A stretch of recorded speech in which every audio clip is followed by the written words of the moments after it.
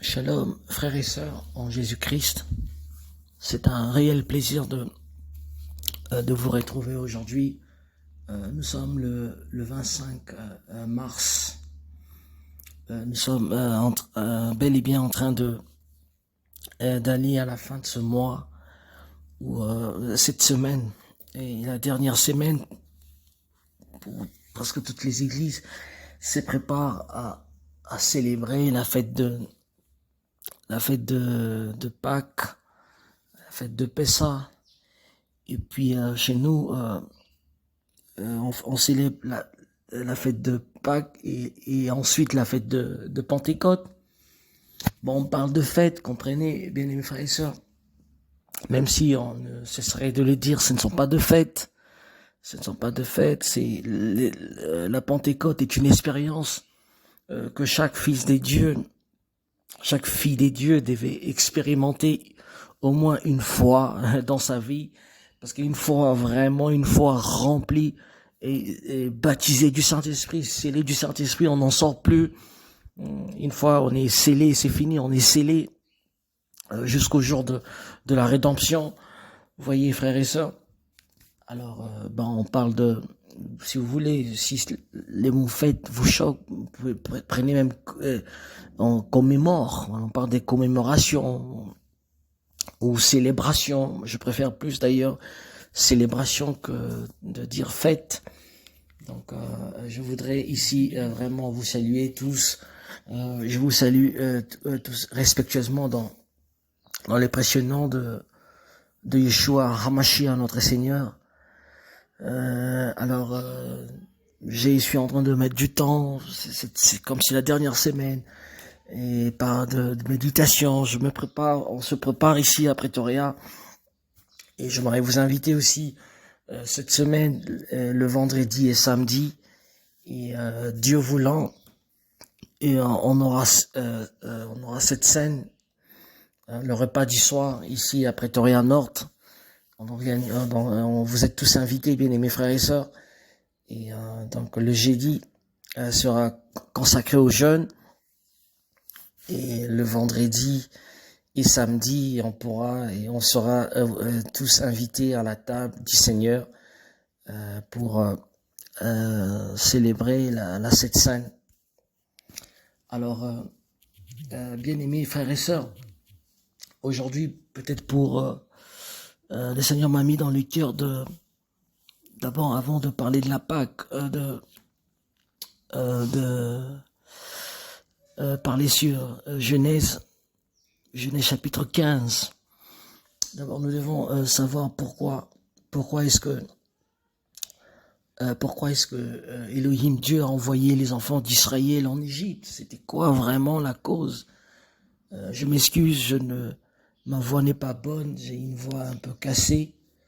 Je vais faire de mon mieux vraiment pour vraiment parler si fort. Quelle était la raison? Pourquoi est-ce que Elohim, Adonai, va envoyer les enfants d'Israël en Égypte? C'était quoi cette raison? Pourquoi seulement l'Égypte? Pourquoi il ne les envoie pas ailleurs? Pourquoi pas en Babylonie, par exemple, d'où Abraham était sorti? Pourquoi seulement l'Égypte? Et quelle est vraiment la symbolique de l'Égypte dans la Bible? L'Égypte qui est appelée Misraïm en hébreu. Misraïm est pays de limite ou pays de l'étroitesse. Donc par pays de limite, on comprend déjà beaucoup de choses. Donc l'Égypte est un pays fermé, c'est comme une boîte. Vous voyez, dans un pays qui est fermé, où il y a des limites. Pourquoi est-ce que Dieu va seulement s'intéresser à l'Égypte? Et nous savons que dans la Bible, il y a beaucoup d'interactions entre l'Égypte et Israël. Et je dirais même que l'Égypte est le contraire d'Israël, l'ennemi même d'Israël. Donc ici, Israël peut typifier l'esprit. Et l'Égypte typifie la chair. Voyez-vous, c'est pour cela qu'on parle de Mishraïm. D'abord la cause. Quelle a été la raison? Nous allons lire je vous invite, frères et sœurs, à lire avec moi dans le Sefer Bereshit, le livre de Genèse, dans le 15e plutôt au 15e chapitre, à partir et vous pouvez commencer à partir du verset 7, mais moi je commence à partir je commence à partir du 9e verset. J'ai lu au nom du Seigneur Jésus-Christ. Il nous a dit, et l'Éternel lui dit, prends une génisse de 3 ans, une chèvre de 3 ans, un bélier de 3 ans, une tourterelle et une jeune colombe. Abraham prit tous ces animaux, le coupa par le milieu et mit chaque morceau l'un vis-à-vis de l'autre, mais il ne partagea point les oiseaux. Les oiseaux de proie s'abattirent sur le cadavre et Abraham le chassa. Au coucher du soleil, un profond sommeil tomba sur Abraham et voici une frayeur et une grande obscurité virent l'assaillir. Et l'Éternel dit à Abraham, sache que tes descendants seront étrangers dans un pays qui ne sera point à eux et ils seront asservis et on les opprimera pendant 400 ans. Mais je jugerai la nation à laquelle ils seront asservis et ils sortiront ensuite avec de grandes richesses. Amen. Donc je viens de lire, bien-aimés frères et sœurs, Genèse 15, à partir du 9e verset. Je me suis arrêté jusqu'à... je me suis arrêté jusqu'au 14e verset. Bon, Dieu avait demandé, ici on voit que Abraham était sur le point de sacrifier dans son autel. Abraham était sur le point de sacrifier ses animaux. Et il s'est passé quelque chose. Vous savez, frères et sœurs, et si vous lisez littéralement, et si vous vous fiez seulement à ce qui est marqué ici, et que le Saint-Esprit ne vous souffle pas, et au fait, frères et sœurs, vous risquez de comprendre tout et n'importe quoi, voyez-vous. Et il faut le Roi Kodesh, il faut le Saint-Esprit. Parce que c'est un sod. Je vois beaucoup de sods. Et ce matin, j'étais en train de méditer sur cette paracha ou sur ce verset, si vous voulez. Et les seigneurs me montraient des sods. J'ai dit, il y a beaucoup de sods. Parce que, frères et sœurs, réfléchissons un peu. Donc, Abraham, il s'appelait pas encore Abraham, il s'appelait encore Abraham. Il venait tout juste de rencontrer Melchizedek. Parce que nous sommes nous savons que dans le chapitre 14 de Genèse, Abraham venait tout de suite juste de rencontrer Melchizedek. Et Melchizedek qui est, nous savons, la préfiguration du Mashiach. Melchizedek. Tzedek, le roi le roi de paix et de justice. Melchizedek, Meler paix et justice ici, dans son nom, je le vois. Frère et sœurs, il venait juste à peine de rencontrer Melchizedek. Et le verset 15, il était sur le point d'offrir quelque chose à Dieu. Dans un hôtel, parce que cette semaine, j'ai parlé hier avec un de mes précieux bien-aimés. Il m'a posé quelques questions sur l'autel. Ma foi, il y a beaucoup des enseignements qui surquillent sur l'autel. Et je m'excuse de les dire ici. Cela n'est pas le sujet. Beaucoup de gens, j'entends, il y a des enseignements, il y a des fausses doctrines aussi qui surquillent sur l'autel. On dit non, il faut bâtir l'autel à l'église, il faut faire ceci. Et puis le catholique, nos amis catholiques, avec leur chapelle, leur autel à la maison, dédié à la Vierge Marie ou Michael, je ne sais. Et des hommes des dieux qui donnent des enseignements sur l'autel. Il faut bâtir l'autel, il faut bâtir. Est-ce qu'aujourd'hui, dans la Nouvelle Alliance, quelqu'un peut se lever, bâtir un autel? D'abord, c'est quoi l'autel dans la pensée hébraïque? Et frères et sœurs, je suis devenu un peu réticent, vous savez, et je prie pour que Yeshua me donne vraiment de la force. Vous voyez, il y a des gens il y a nos amis, frères et sœurs qui ne veulent pas lire la parole de Dieu, ils ne lisent pas. Non, papa, hôtel, mais nous sommes aujourd'hui dans la nouvelle alliance. Qui est cet apôtre qui a bâti l'autel? Jean ou Paul? Qui est celui qui est allé bâtir l'autel, tout ça? C'était quoi l'autel dans la pensée hébraïque? C'est parce que nous, autant en sous-bibliothèque, c'est parce que nous ne lisons plus la parole de Dieu. Il y en a ceux qui en profitent aujourd'hui, vrai. L'église du Seigneur est tombée trop bas, frères et sœurs. Et parce qu'on ne lit pas la parole de Dieu. Frère. Donc, on veut maintenant prendre tout ce qui était dans l'Ancien Testament et mettre cela dans la Nouvelle Alliance. Et alors que non, frère. La Nouvelle Alliance n'est pas une continuité de l'Ancienne Alliance. Lorsque vous parlez de l'autel, vous voyez un homme de Dieu qui va se tenir devant l'église, l'autel, nous allons bâtir l'autel. Mais c'était quoi l'autel? Alors, qu'est-ce que signifie l'autel dans la pensée hébraïque? Alors, je m'excuse, mais je pourrais peut-être revenir je reviendrai dans ça, mais voyons d'abord ce passage. Alors, qu'est-ce qui s'est passé ici? Et Abraham était en train il était sur le point de sacrifier ses animaux dans son autel, mais il s'est passé quelque chose. Alors, je relève quelques points très importants, frères et sœurs. D'abord, il nous est dit, revenons au verset 11. Il nous est dit, non, le verset 10, Abraham prit tous ses animaux, le coupa par le milieu. Vous voyez, le coupa par le milieu et mit chaque morceau l'un vis-à-vis de l'autre. Vous savez, dans la pensée, lorsqu'on parle du milieu, l'arbre qui était au milieu du jardin, lorsqu'on parle du milieu, on parle de l'intériorité. Le milieu, c'est toujours l'intériorité dans la pensée hébraïque. Et qu'est-ce que le Saint-Esprit m'a montré dans ça, frères et sœurs? Abraham a pris tous ses animaux, le coupa par les milieux et mis chaque morceau l'un vis-à-vis de l'autre. Lorsque Dieu a créé Adam, Dieu avait donné l'autorité à Adam. Et à Adam avait l'autorité. C'est lui qui devait conduire toute la création. Voyez-vous, frères et sœurs. Et nous savons que c'est Adam qui même va donner de nom. C'est lui qui va fixer le nom. Il donnera le nom. Et si vous vous rappelez, rappelez-vous de nos enseignements, frères.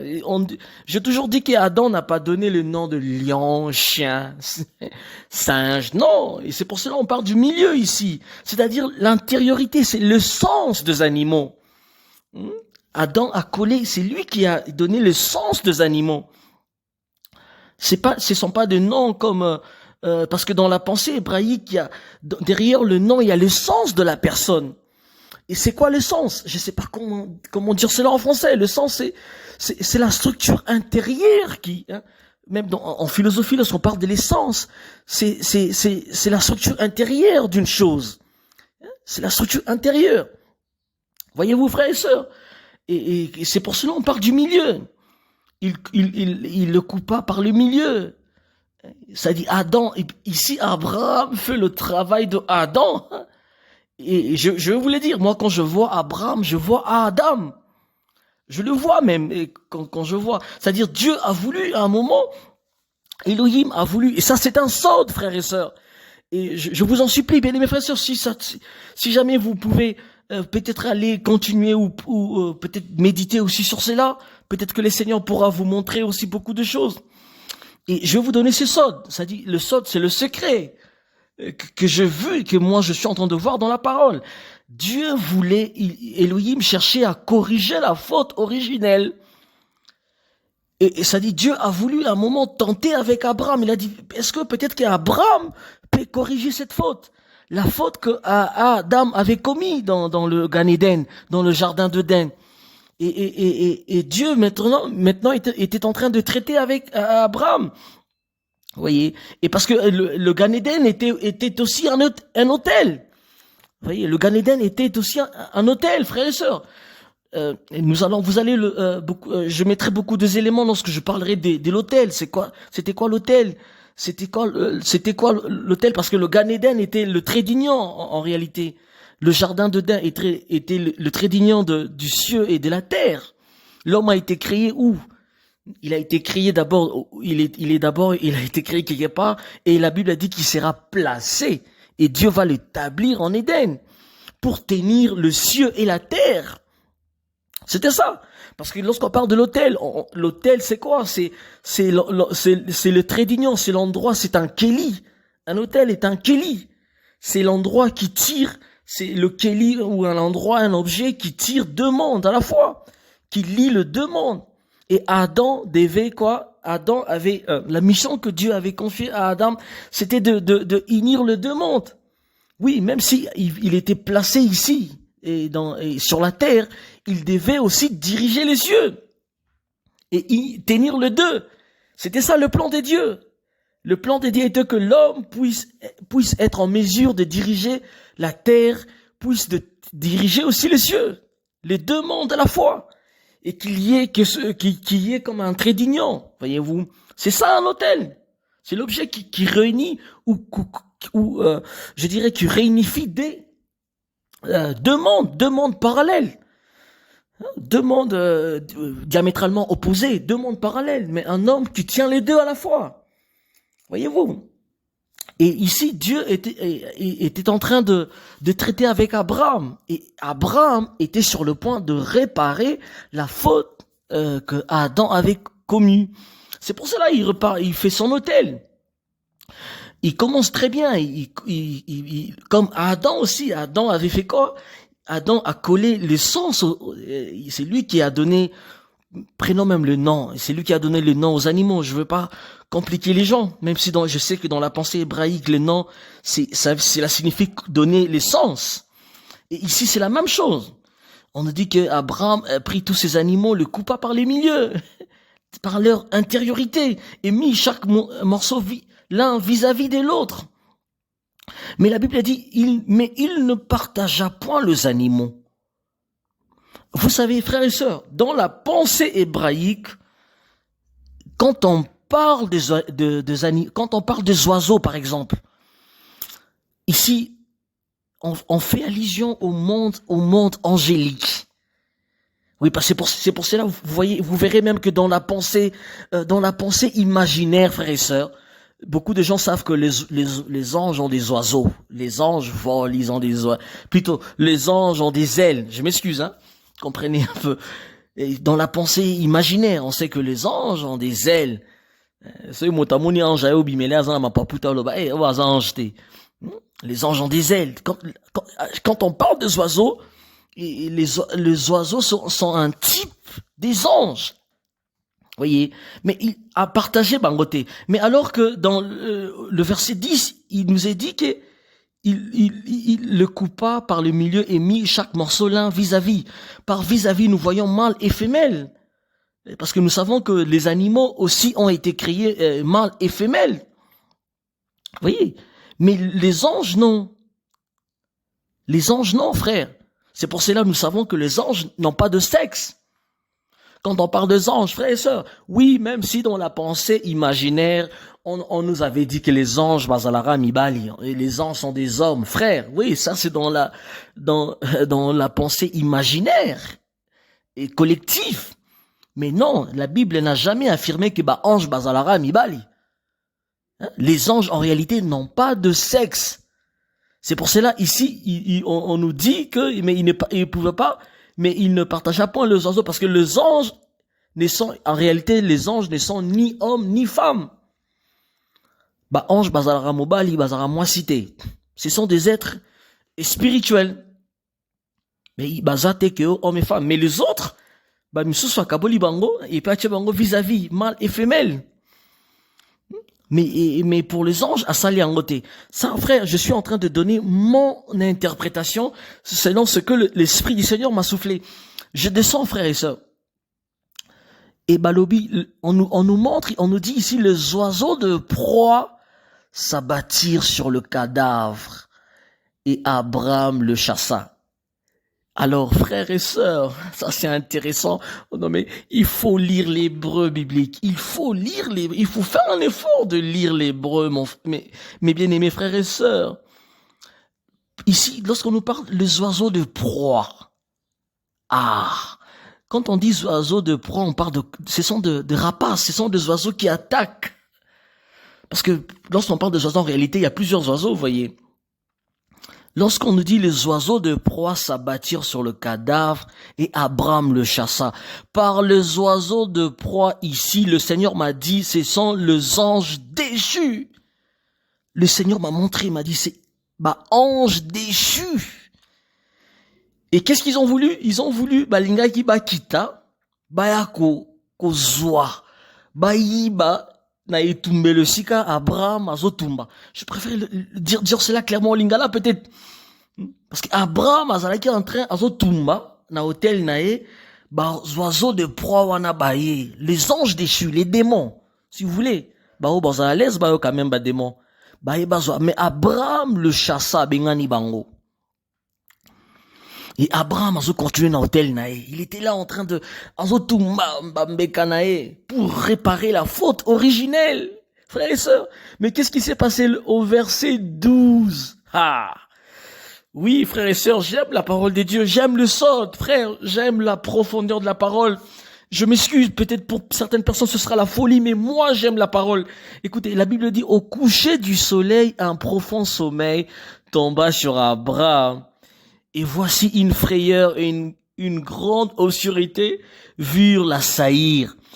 Molili et quoi attaqué. Ici, lorsqu'on parle d'une grande obscurité, ici, c'est la personnification de Lucifer lui-même. Ah, wasiko, Satan et moi et quoi attaqué. Et ici, ils sont au coucher du soleil. Et si vous vous souvenez dans mes enseignements, j'avais dit que le serpent n'arrache à Kotara, na jardin, à Boutou, na rupture Adam na rupture là au coucher du soleil.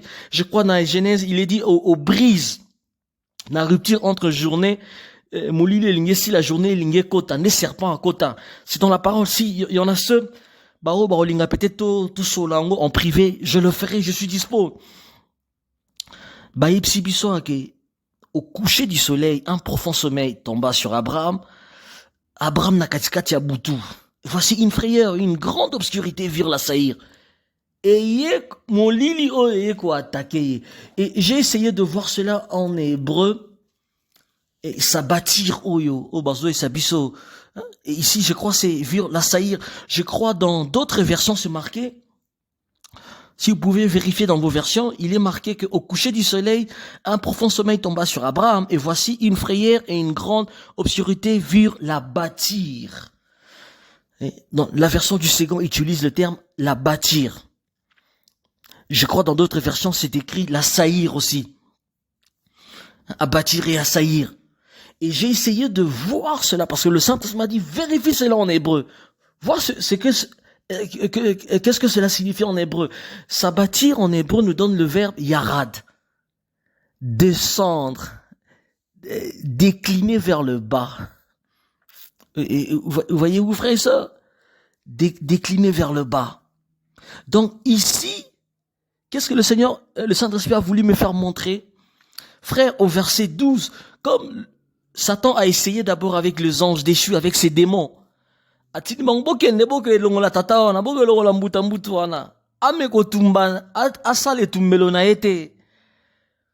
que Satan savait que si jamais Abraham réussissait, et que ni nae mataki bien, hein? Nous savons comment est-ce que sacrifice est qu'on peut ça dans l'Ancien Testament. Il avait peur parce qu'il savait que cette faute originelle allait peut-être être corrigée. Et Satan a tout fait. D'abord, il envoie ses démons, il envoie les anges déchus, qu'on quitter. Et puis lui-même, au verset 13, c'est lui-même. Plutôt au verset 12, c'est lui. Quand on parle d'une grande obscurité, vir la saillir, ou la bâtir dans notre version, c'est Satan lui-même aé. Aéli Abraham nzoto na nzoto. Et Abraham a okokate. Et Abraham, on sait que Abraham a kokaité. C'était pas encore le moment, Abraham n'a pas pu. Et au verset 13, l'Éternel dit à Abraham, sache que tes descendants seront étrangers vers un pays qui ne sera point à eux, ils seront asservis et on les opprimera pendant 400 ans. C'est un peu ça, c'est que le Saint-Esprit a voulu me souffler, je voulais partager avec vous, ça dit, Abraham a voulu réparer la faute originelle. Mes frères, c'était pas encore le moment. C'était pas lui. Abraham n'était pas digne. Il n'était pas encore digne. Il pouvait pas, oui, il pouvait, il a pu peut-être se mesurer ou chasser les anges déchus, les démons. Mais quand Satan ou Lucifer lui-même, aïe, moko, et Satan n'a pas pu.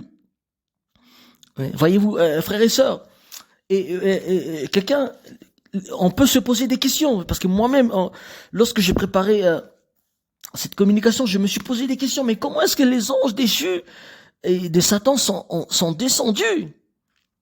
Et comment? Parce que nous savons que, conformément à Apocalypse 12:9, il nous est dit que Satan a été chassé de la présence du Seigneur. Il a été chassé. Mais comment?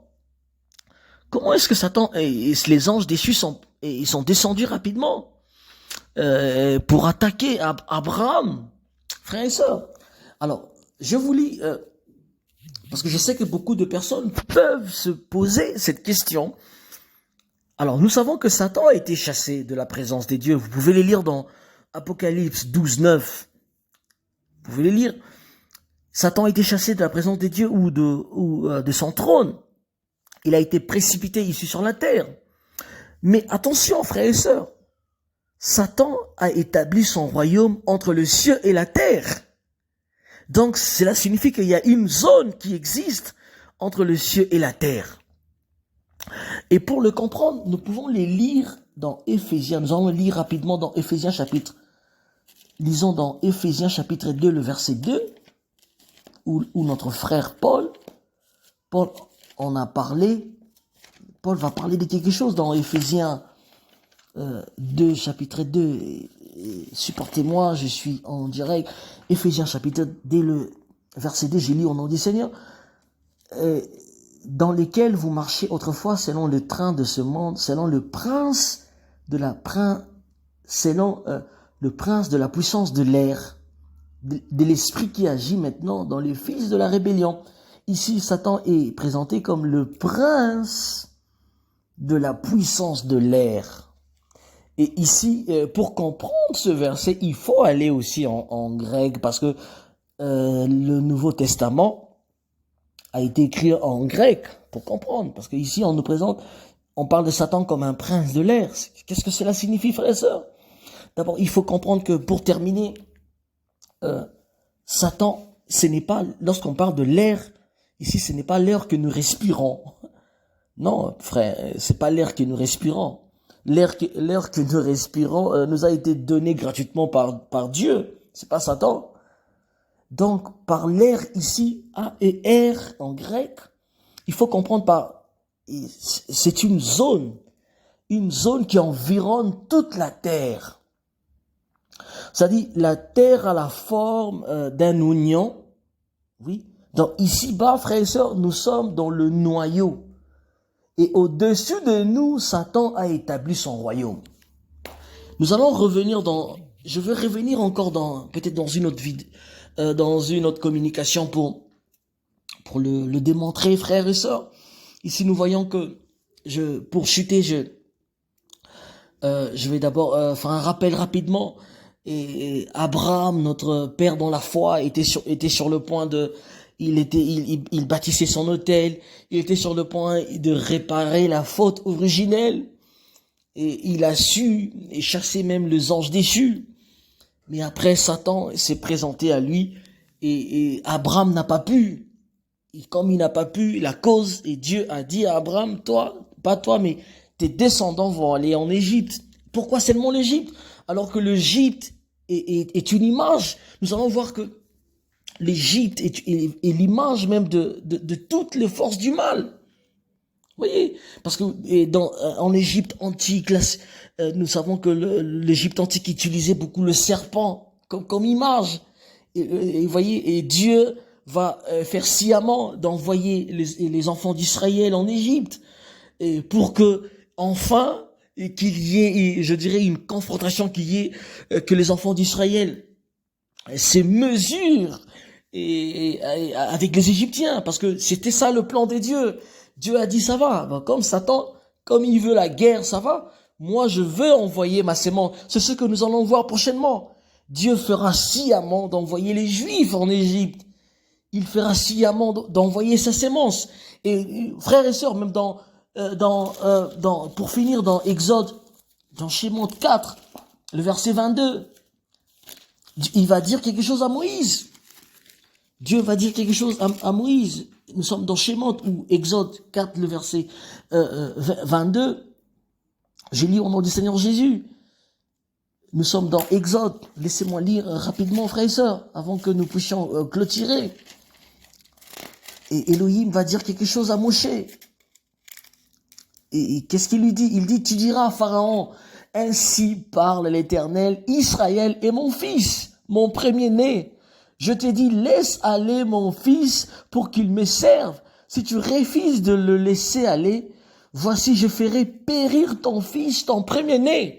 Et frère, Elohim, en réalité, j'ai toujours dit, c'est un jeu divin. Et moi, j'ai dit, Elohim est un grand metteur en scène. Vous voyez, nous sommes dans une comédie, une belle comédie comme ça.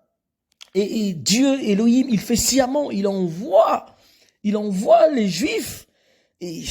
Parce que c'est quoi le Juif? La sémence divine. Et par là, vous voyez, lorsqu'il est marqué dans le Sefer Bereshit ou dans Genèse, où on parle de la semence de la femme et la semence du serpent. Et Égypte qui représente le serpent, où toutes les forces du mal sont concentrées. C'est le pays de crocodiles, Égypte, là où toutes les forces sataniques vraiment siégeaient. Et Dieu va dire, ça va, comme Satan a établi son royaume là-bas, ça va, il envoie son fils.